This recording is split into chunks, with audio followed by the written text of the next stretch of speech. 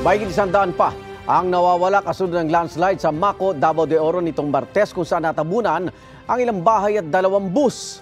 Nadagdagan din ang bilang ng mga kumpirmadong patay. Para sa update, may unang balita live si Jestoni Humamil ng GMA Regional TV 1 Mindanao. Jestoni?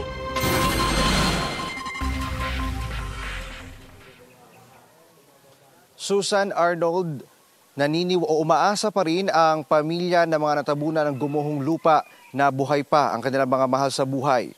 Tulong-tulong na rin ang mga rescuers mula sa mga karatig bayan sa paghuhukay para sa search and retrieval operations. Mula sa Impapawid, kita ang lawak ng pagguho ng lupa sa Barangay Masara sa Maco, Davao de Oro nitong Martes. Tila nahati ang bundok habang ang ilang bubong ay natakpan na ng putik. Sa gitna niyan, tuloy ang paghahanap sa mga nawawala pang sakay ng 2 bus. Sa kuha ng Maragusan Emergency Response Team ng Maragusan, Davao de Oro na tumutulong sa clearing operations, makikita ang isa sa mga bus na natabunan. Wasak ang ilang bintana ng bus at puno na ng putik. Gayon din ang mga bahay na nasira bunsod ng pagguho. Ang mga malalaking bato halos matabunan na ang kalsada. Ang isang babae na ito, binuhat na ng ilang responders upang ilikas. 4 na bangkay na ang nahukay sa operasyon kahapon. Sa pinakahuling tala ng MDRRMO Maco, 11 na ang nasawi sa pagguho. Mula naman sa 49 na unang napaulat na nawawala, itinaas na ito sa 110 base sa update ng MDRRMO Maco. 1,116 naman ang bilang ng mga pamilyang inilikas mula sa peligro na nasa mga evacuation center ngayon. Ang ama ni Catherine Ragas hindi pa natatagpuan. Medyo may nag-expect ba na kung papa maisa po di ko kay wala. Nangangamba naman si Cristina Cordero. Hindi pa kasi nakikita ang mister niya kahit nakatawag daw itong nakauwi na sa inuupahang bahay bago ang pagguho. Naglaom yun ko nga buhi pa siya. Naghulat mi niya ba?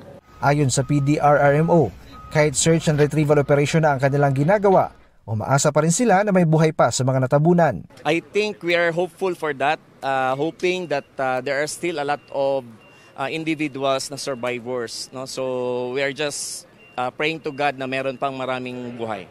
Ang ilang biktima kinailangang isakay sa helicopter para agarang madala sa ospital. Tumulong na sa paghahanap at pag-airlift ng mga biktima ang Philippine Air Force 205th Tactical Helicopter Wing at 505th Search and Rescue Group. Tuloy ang pagsusuri ng Mines and Geosciences Bureau 11 kung ligtas sa bang balikan ng mga residente ang lugar. Titingnan muna namin kung anong magiging rekomendasyon ng naturing ahensya.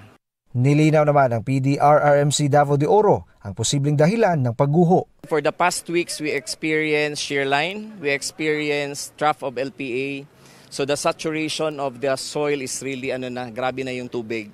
So yun yung magiging rason, no, na talagang pwede siyang mag-loosen yung mga lupa. Tatakot po. So gusto niyo kung bumalik doon? Sa ngayon hindi pa. Pero babalik kami pag okay na. Gusto sir, naman mo dito nagdako god. Na dito mo ang hanap buhay ni. Ayon sa mga evacuee, hindi naman sila kinukulang sa pagkain dahil tuloy-tuloy ang pamamahagi ng tulong ng LGU at iba pang organisasyon. Anong pangangailangan niyo dito ngayon? Pagkain sir, okay lang mami. Samantala, binisita ni VP Sara Duterte ang mahigit 700 pamilya na apektado sa pagguho na inilikas sa 4 na paaralan sa Bawab, Davao de Oro. Namahagi rin ng hygiene kit ang tanggapan ng pangalawang Pangulo.